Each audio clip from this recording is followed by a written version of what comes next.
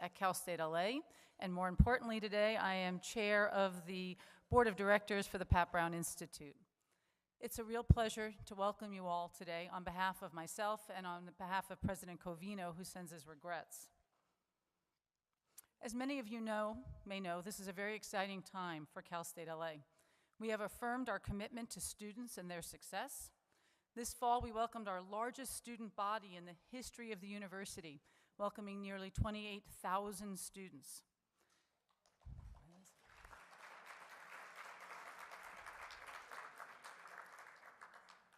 For the third or fourth year in a row, we've raised our graduation rates, and we've committed ourselves to working with students in the community.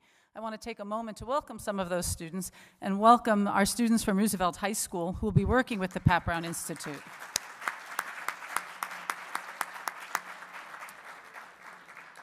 These are our future leaders, so this is a great opportunity for us and for them. Among other recognitions that Cal State LA has received this year, our efforts on behalf of students was recently acknowledged by the U.S. Department of Education. Cal State LA was one of just 3 institutions in the state to receive close to $6 million in first-in-the-world grants to improve success in STEM education.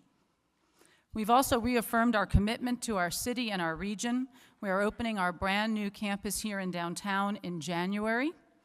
We're planning to launch, or getting ready to launch, our LA Biospace, a bioscience center to spur innovation, create jobs, and prepare students for STEM jobs.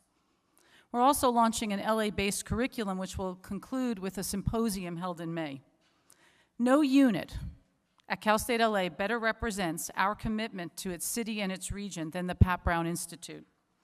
PBI and this conference exemplify Cal State LA's commitment to engagement, service, and the public good. I'm particularly struck by the appropriateness of the title of this conference because all of us together are, in fact, links in that chain. I'd like to thank you all again for attending. In particular, I'd like to thank the members of the Board of Advisors who are here today and Mayor Eric Garcetti. The mayor has been a great friend to Cal State LA. He has reached out to the university community and to the Pat Brown Institute. PBI is partnering with his office on Civic University, an initiative we're particularly proud of, as it helps prepare members of our community to understand and impact city government. It's a real pleasure to welcome him to open this year's conference. Eric Garcetti is the 42nd mayor of Los Angeles. He was raised in the San Fernando Valley, has a BA and an MA from Columbia University. He has a very prestigious resume. He was a Rhodes Scholar and has taught at Occidental College and USC.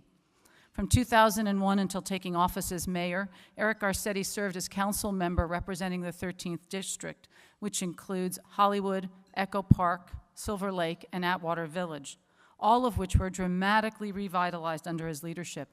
He was elected 4 times by his peers to serve as president of the Los Angeles City Council.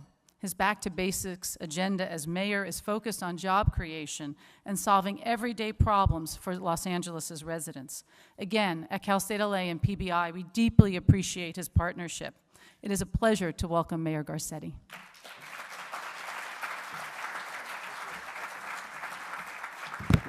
Thank you so much.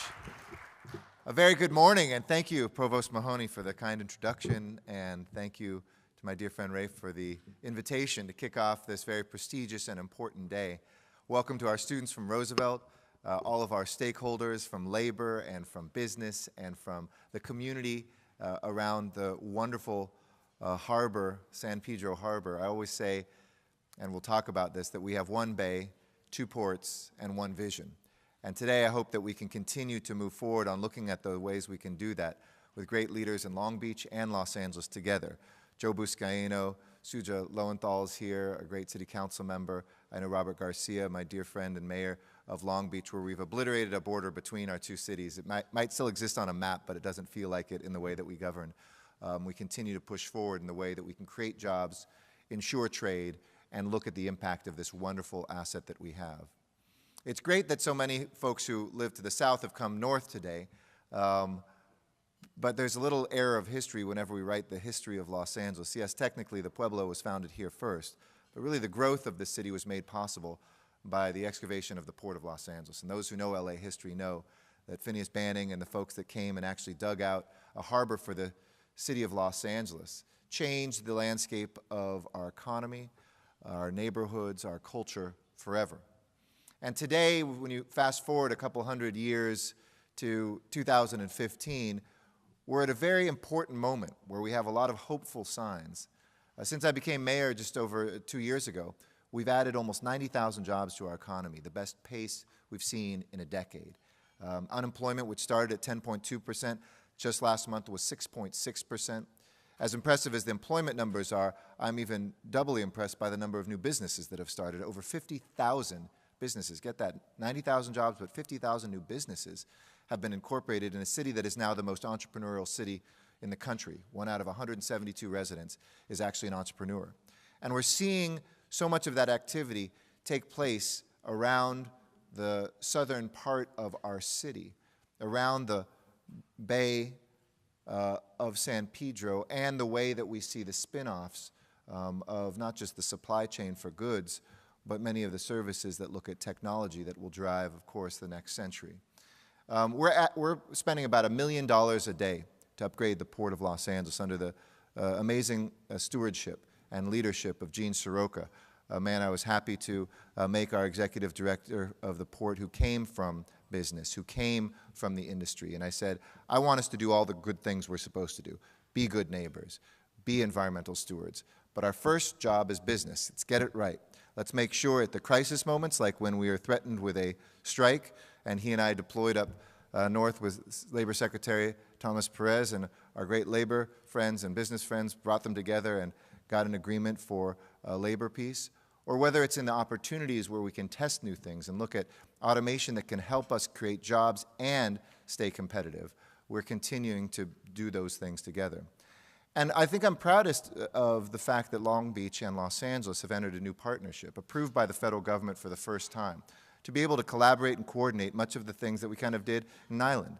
We'll still vigorously compete with each other. The industry would have nothing less because they can play us off each other, but it drives prices down, it drives competition up, it's good. But there's things that we need to do to collaborate better, like sharing our chassis and getting the next chapter of our clean air plan together, and looking at opportunities for us to help transform a trucking industry that is in bad need of it, both for the workers and for the businesses that are now all losing money. We have to be the cutting edge. We can be that cutting edge. And I'm so excited that you are here tackling this issue today. The numbers are pretty simple. 1,000 people, more or less, work for the Port of LA. Add, about the same for the Port of Long Beach. 10,000 folks work in actually the great labor that our longshore workers do to offload the cargo. 100,000 people work in the area, moving that to the next phase, and over 1 million jobs in Southern California are linked. So it's a factor of 10 each step of the way. And get this statistic, nationwide, 1 out of 50 jobs in America can be linked back to the ports of LA and Long Beach. 1 out of 50. So what we're talking about, yeah, that deserves a round of applause. So what we're talking about isn't just that this is important for LA, this is important for America. So as we talk about America's ports and the possibilities, I think they're going out there for the picture. So that's what, don't be confused. My conclusion was going to be really bad, don't worry. So in conclusion, that's always a sign. It's like the music of the Oscars when the kids start to leave. But in conclusion, what we have is something that isn't just a local asset, a regional asset, but a national asset, and indeed increasingly an international asset. And I want to look back at my time as mayor and say, we didn't just elevate Los Angeles to a truly great global city, but one of the 3 or 5 most important hubs that the world has. I know that we can do that if we think big. I know that if we can do that if we dream about making sure, whether it's a kid growing up in Wilmington or whether it's somebody who is, a international titan of trade, can both see what their role is in moving forward the labor, the innovation, the technology, and indeed the good life that comes through our ports. So thank you so much, Ray, for doing this, and count on us to be those partners along the way for the ideas that you have, the needs that you have, and finally, the dreams that you have for the ports of Long Beach and LA. Thanks so much. Appreciate it.